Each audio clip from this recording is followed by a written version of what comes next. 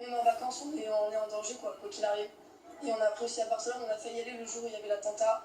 Et là, on a failli être à Cambrils, donc on est en danger partout. Ça reste vraiment inquiétant, quoi qu'il arrive. Moi, c'est Donc pas on est en c'est danger la... partout, mais j'ai bien envie d'être chez moi quand même, de retrouver mes parents, de les rassurer, de leur dire que ça va. Donc je pense que quand j'arriverai à l'appartement de Cambrils, en espérant que tout va bien, que je leur dirai que tout va bien. J'avais été inquiet parce que j'avais plus de batterie quand on était dans la boîte et je l'ai appris ce matin et je n'ai pas encore pu les prévenir. Donc j'espère pouvoir le faire rapidement, vraiment. On retourne à Barcelone, plus au nord, où a eu lieu la première attaque hier en fin d'après-midi. Christophe Barré, historien spécialiste de l'Espagne. Une Espagne finalement très unie à la suite de ce qui s'est passé hier. Très unie, qui reçoit les hommages du monde entier. C'est ce que disait hier soir la maire de Barcelone, Ada Colau, qui se disait très émue d'avoir reçu tant de marques d'affection de la part de l'État espagnol et puis de l'Europe aussi, des villes européennes. Il faut savoir, pour la petite histoire, que la maire de Paris, Anne Hidalgo, est en ce moment en vacances à Cadix et que depuis ce matin, on la voit sur beaucoup de médias espagnols, beaucoup de chaînes espagnoles avec lesquelles elle s'entretient pour porter une parole de solidarité des Français et des Parisiens. 28 nationalités touchées explique un petit peu cette répercussion, cet impact déjà complètement continental. Et notre envoyé spécial Guillaume Bertrand nous disait qu'à Cambrils, la minute de silence n'a pas forcément été respectée. Les touristes continuaient à mener leur vie. Finalement, c'est peut-être un message pour dire voilà, la vie continue. Vous comprenez, vous, ça?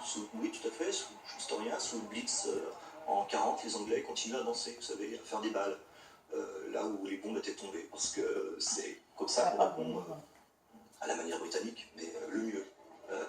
C'est par la normalité et par la vie qui continue, avec bien sûr un travail de police remarquable et énorme qui est en train de se faire, en collaboration avec toutes les polices. Élise Gosset, ce rassemblement qui continue, 23 minutes après le début de cette minute de silence, c'est finalement la meilleure réponse face au terrorisme. On imagine que c'est cet état d'esprit qui anime aujourd'hui les Espagnols.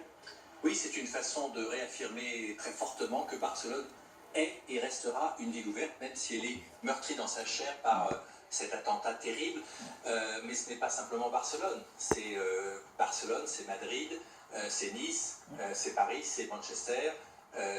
C'est en fait toute l'Europe qui se sent concernée par cet attentat. Et dans cette ville de fête et de vacances et de soleil qui est Barcelone, c'est la raison pour laquelle elle attire tant de monde, plus de 8 millions de personnes par an. C'est vraiment un rassemblement touristique et pas simplement très important. C'est une ville vraiment qui attire, une ville emblématique.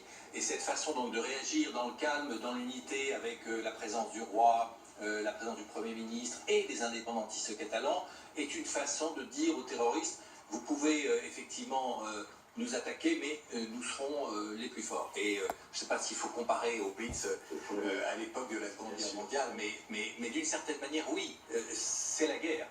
Et c'est cela qu'on doit absolument ne pas oublier, même en période de vacances, même en plein soleil à Barcelone.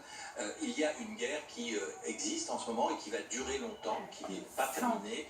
Une guerre qui se joue en Syrie, en Irak, avec des opérations militaires importantes, des bombardements, des raids aériens, des drones, des voitures piégées, et une guerre aussi qui se livre en Europe même, et en Espagne en particulier aujourd'hui.